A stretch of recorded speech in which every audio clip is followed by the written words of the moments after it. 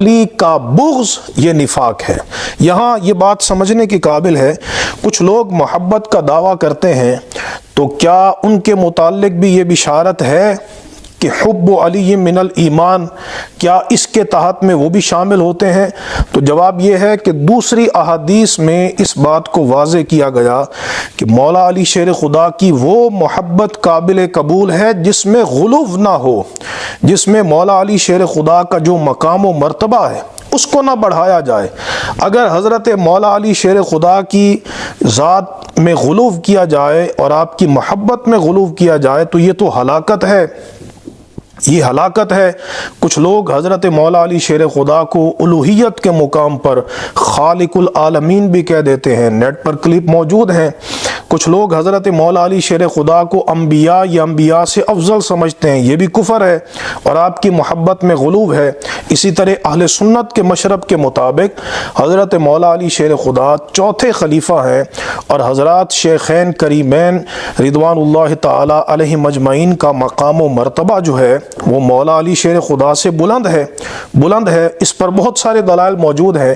تو ہمارے نزدیک مولا علی شیر خدا کی محبت میں غلو نہ کیا جائے تو پھر بندہ اس بشارت کا حقدار ہے کہ حب علی من الایمان۔ چنانچہ مسند احمد بن حنبل اہل سنت کی کتاب ہے، صحیح ابن حبان، اس میں سند حسن کے ساتھ یہ روایت موجود ہے، اور بڑی عجیب بات ہے کہ یہ روایت اہل تشیع کی نہج البلاغہ میں بھی موجود ہے، دیگر بہت ساری کتابوں کے اندر موجود ہے۔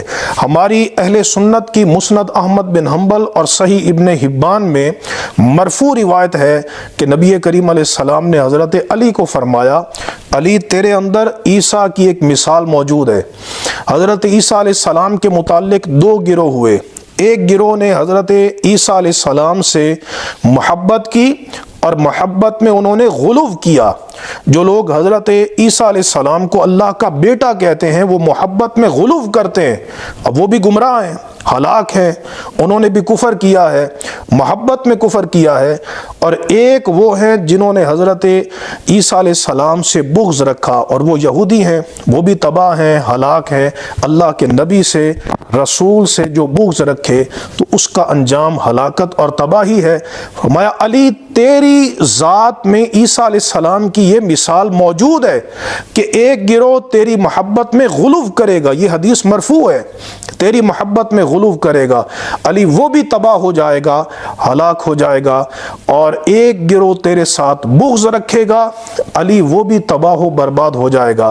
چنانچہ خوارج نے بغض رکھا، روافض نے غلو کیا، اور ان دونوں کے مابین جو معتدل ہیں، سواد اعظم ہیں، وہ اہل سنت ہیں جو نہ حضرت علی کی محبت میں غلو کرتے ہیں اور نہ حضرت مولا علی شیر خدا سے بغض رکھتے ہیں۔ یہ نہج البلاغہ میں حضرت مولا علی شیر خدا کا جو فرمان ہے یہ بہت سننے کے قابل ہے۔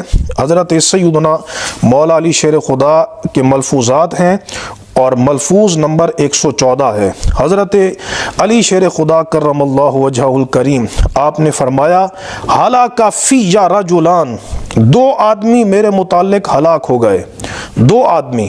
فرمایا محب غال، جو میری محبت میں غلو کرے وہ بھی تباہ ہے، ہلاک ہے، برباد ہو جائے گا۔ جو حضرت علی کو انبیاء سے افضل سمجھے، جو حضرت مولا علی شیر خدا کو الوہیت کے مقام پہ پہنچائے، جو حضرت مولا علی شیر خدا کرم اللہ وجہہ الکریم کو حضرات شیخین سے افضل سمجھے، وہ فرمایا کہ وہ ہلاک ہے، وہ تباہ ہے۔